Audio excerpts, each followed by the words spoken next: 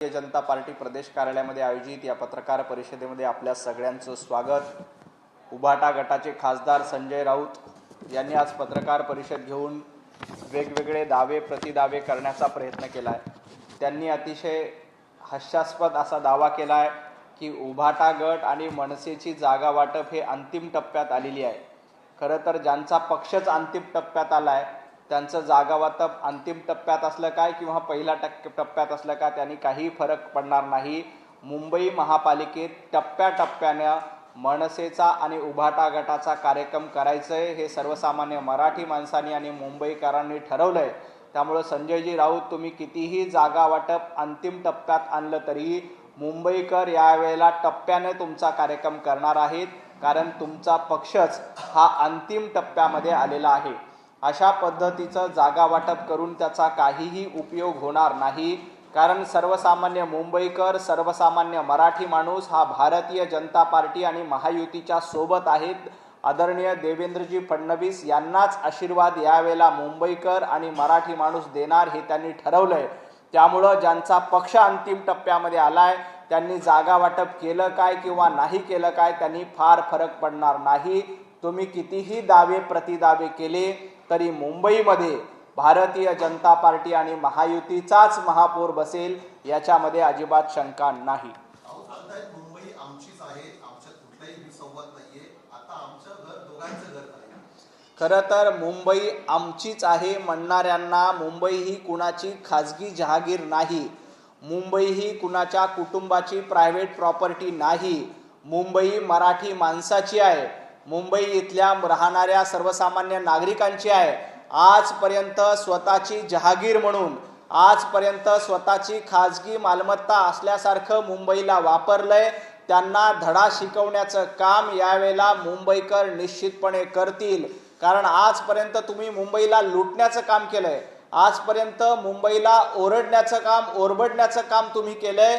त्यामुळे मुंबई आमची म्हणणाऱ्यांना थोडीशी लाज वाटली पाहिजे। मुंबई तुमची नाही तर मुंबई सर्वसामान्य मराठी माणसाची आहे, मुंबई सर्वसामान्य मुंबईकरांची आहे आणि मुंबई इथं राहणाऱ्या नागरिकांची आहे, ती मुंबई तुमची नाही। राहिला प्रश्न मुंबई हे आमचं घर आहे असं ते म्हणतात, मुंबई हे तुमचं घर नाही तर मुंबई हे सर्वसामान्य मराठी माणसांचं घर आहे आणि घर हे भिंतीवर आधारलेलं नसतं तर ते विचारांवर आधारलेलं असतं।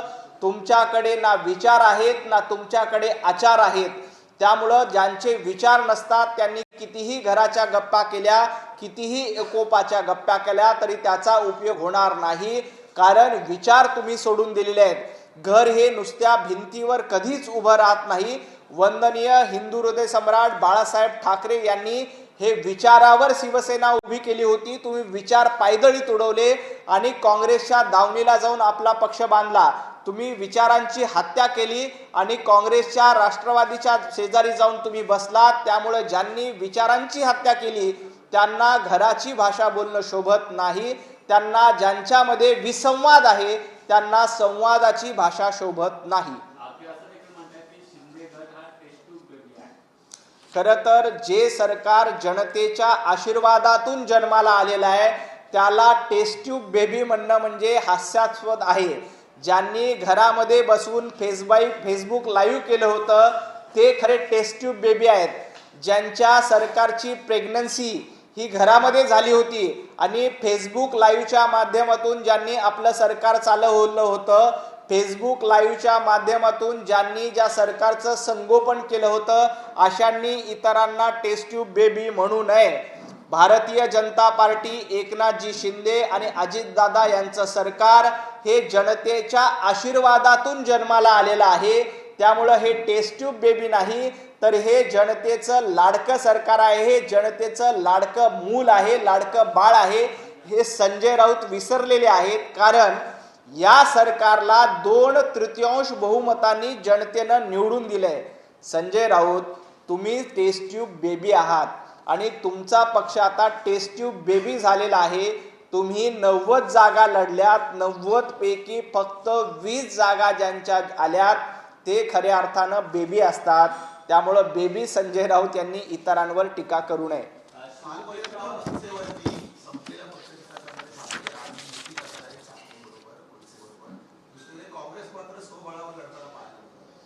खरं तर ज्या पद्धतीनं गेल्या काही वर्षांपासनं मनसेला सातत्यानं डिवचण्याचं काम, मनसेवर सातत्यानं टीका करण्याचं काम संजय राऊत करत होते, सुषमाताई अंधारे करत होते, आदित्य ठाकरे करत होते, उद्धवजी ठाकरे करत होते. आदित्यजी ठाकरे तर असं म्हणाले होते की जो पक्ष संपलेला आहे त्याच्यावर मी बोलणार नाही.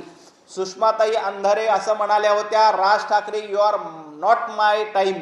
अशा पद्धती जाहीर सभेमध्ये ज्यांनी अशा पद्धतीचे शब्द वापरले होते. संजय राऊत, तुम्ही सामनाच्या अग्रलेखातून राज ठाकरे यांच्याबद्दल काय काय शब्द वापरले होते, राज ठाकरे यांना कशा पद्धतीनं शिवीगाळ केली होती हे संजय राऊत विसरलेले आहेत.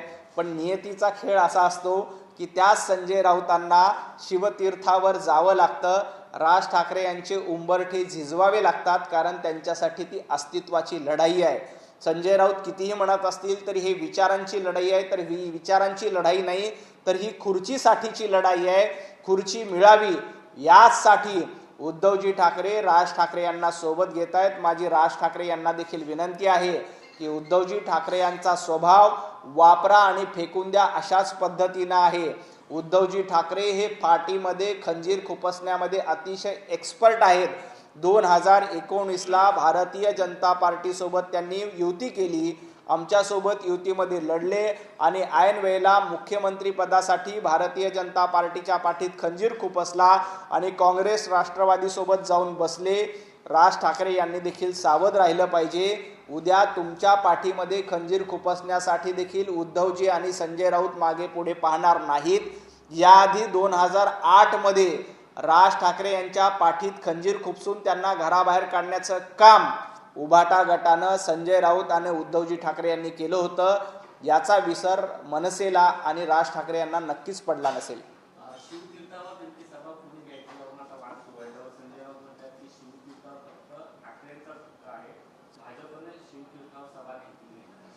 खरं तर शिवतीर्थ हे कुणाच्या बापाचं नाही आहे, शिवतीर्थ ही कुणाची खाजगी जहागीर नाही आहे, हे संजय राऊत यांनी लक्षात ठेवलं पाहिजे. शिवतीर्थावर याआधी देखील आदरणीय अटल बिहारी वाजपेयी यांच्या सभा झाल्या, पंतप्रधान नरेंद्र मोदीजींच्या सभा झाल्या, वंदनीय हिंदू हृदय सम्राट बाळासाहेब ठाकरे यांच्या सभा झाल्या. त्यामुळं शिवतीर्थ आमचंच आहे असा दावा करण्याचा अधिकार संजय राऊत यांना नाही आहे. कारण वंदनीय बाळासाहेब ठाकरे आता तुमच्यासोबत नाहीत, कारण तुम्ही बाळासाहेब ठाकरे यांच्या विचारांना सोडून दिलंय आणि काँग्रेसच्या मांडीला मांडी लावून बसण्याचं पाप संजय राऊत तुम्ही केलंय. त्यामुळं ज्या पद्धतीनं वंदनीय हिंदू हृदय सम्राट बाळासाहेब ठाकरे यांचे विचार तुमचे नाहीत, त्याच पद्धतीनं आता शिवतीर्थ देखील तुमचं नाही. छत्रपती शिवाजी महाराज यांचं नाव घेण्याचा अधिकार संजय राऊत तुम्हाला नाही, कारण तुम्ही ज्या पद्धतीनं अफजल खानाचा DNA पुढे चालवण्याचं काम करतायत, तुम्ही ज्या पद्धतीनं अफजल खानाच्या वंशावळीचा उदो करण्याचं काम करतायत आणि उद्या उभाटा गटाची सत्ता आली तर मुंबईचा महापौर सय्यद किंवा खान करण्याचा प्रयत्न संजय राऊत तुमच्या माध्यमातून केला जातोय. त्यामुळं तुम्हाला शिवतीर्थ मागण्याचा अधिकार नाही, शिवतीर्थावर बोलण्याचा अधिकार नाही. वंदनीय हिंदू हृदय सम्राट बाळासाहेब ठाकरे यांचे विचार ज्या दिवशी सोडले त्याच दिवशी तुम्ही शिवतीर्थावरचा अधिकार देखील सोडलेला आहे.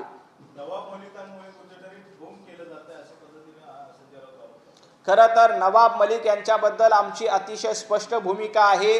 जोपर्यंत नवाब मलिक मुंबईमध्ये राष्ट्रवादी काँग्रेसचं नेतृत्व करतायत तोपर्यंत आम्ही नवाब मलिकांसोबत जाणार नाही, हे आम्ही याआधी देखील स्पष्ट केलंय.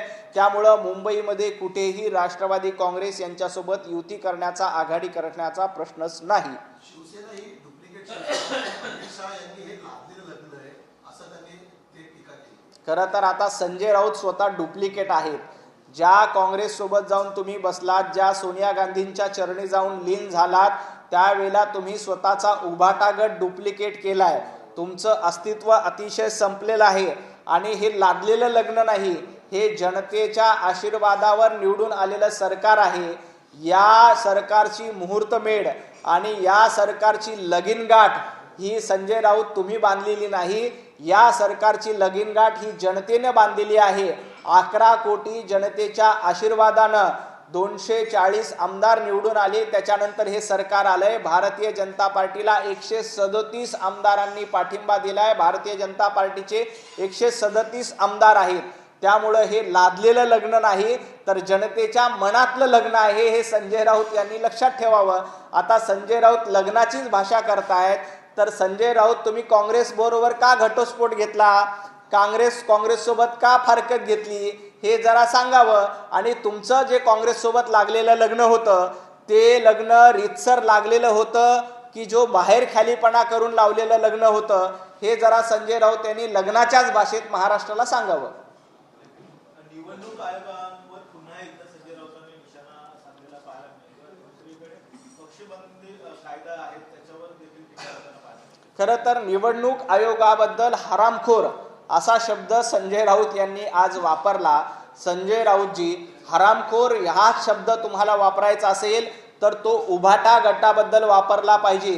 2019ला तुम्ही भारतीय जनता पार्टी सोबत युती केली आणि आमच्या पाठीत खंजीर खुपसून काँग्रेस सोबत गेला.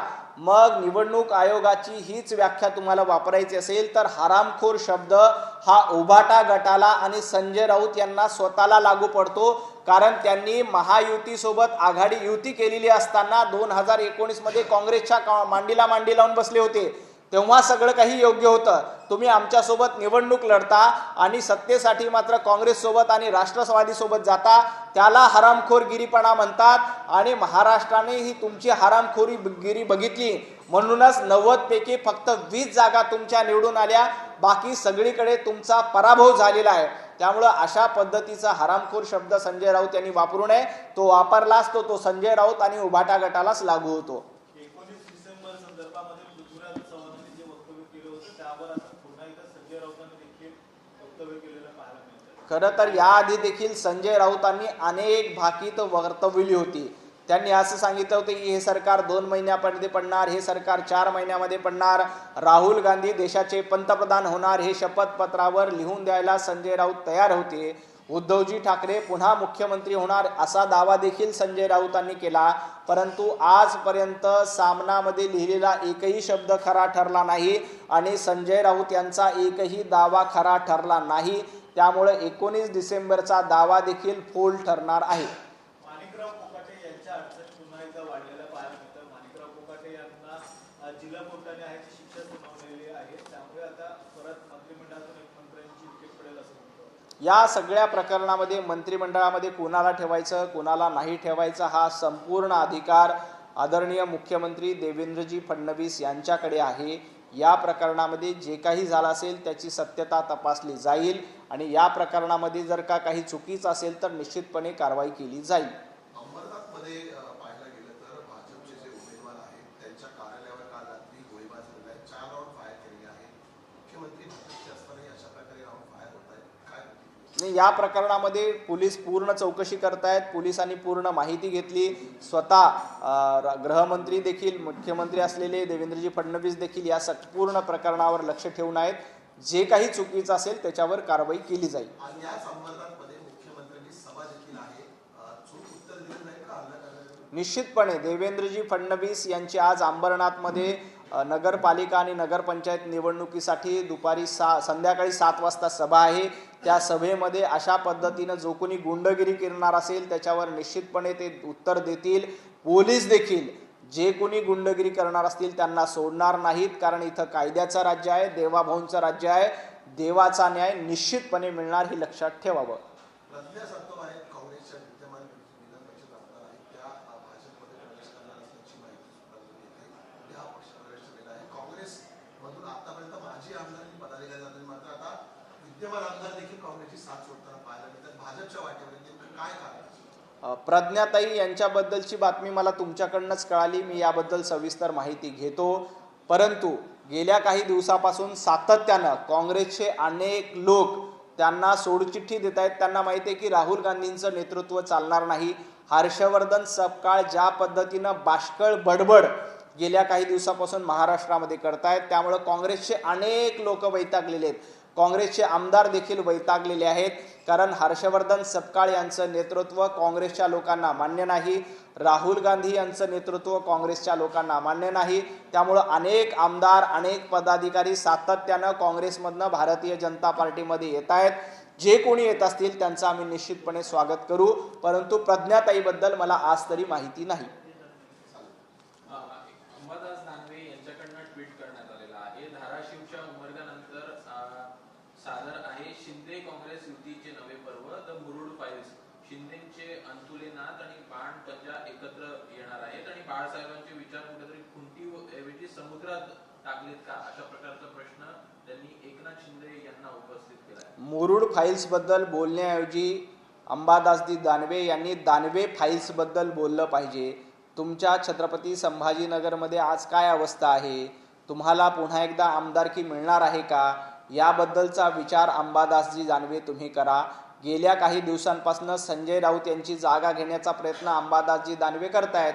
रोज सकाळी उठून संजय राऊतांनंतर आपली एक पत्रकार परिषद व्हावी अशी अंबादास दानवे यांची इच्छा असते आणि माध्यमाने त्यांचे बाईट दाखवावी अशी त्यांची इच्छा असते, परंतु ती इच्छा काही त्यांची पूर्ण होत नाही। त्यामुळे असे फुसके फटाके फोडण्याचा रोज रोज प्रयत्न करतायत। याआधी देखील अधिवेशनात अनेक फुसके फटाके फोडण्याचा प्रयत्न अंबादासजी दानवे यांनी केलाय, कारण त्यांची आमदारकीची टर्म संपलेली आहे आणि पुन्हा एकदा आपल्याला आमदारकी मिळावी यासाठी दानवे साहेबांचा प्रयत्न सुरू आहे, परंतु ते त्याच्यामध्ये यशस्वी होणार नाहीत।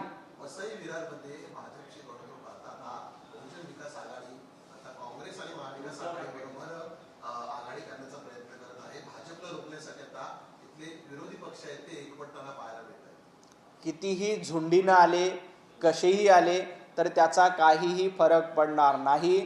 वसई विरार असो, मीरा भाईंदर असो, ठाणे असो, कल्याण डोंबिवली असो, सर्वत्र भारतीय जनता पार्टी आणि महायुतीचा झेंडा फडकणार, याच्यामध्ये अजिबात शंका नाही। बहुजन वंचित आघाडीसोबत सत्ता करू द्या, आणखी कोणाला सोबत घेऊ द्या, काँग्रेसला सोबत घेऊ द्या, शरद पवार गटाला सोबत घेऊ द्या, गरज पडली तर उभाटाला सोबत घेऊ द्या, मनसेला सोबत घेऊ द्या, काहीही परिणाम होणार नाही। महायुतीसोबत जनतेचा आशीर्वाद आहे। ज्यांच्या सोबत जनता असते त्याचं कोणी काहीही बिघडू शकत नाही।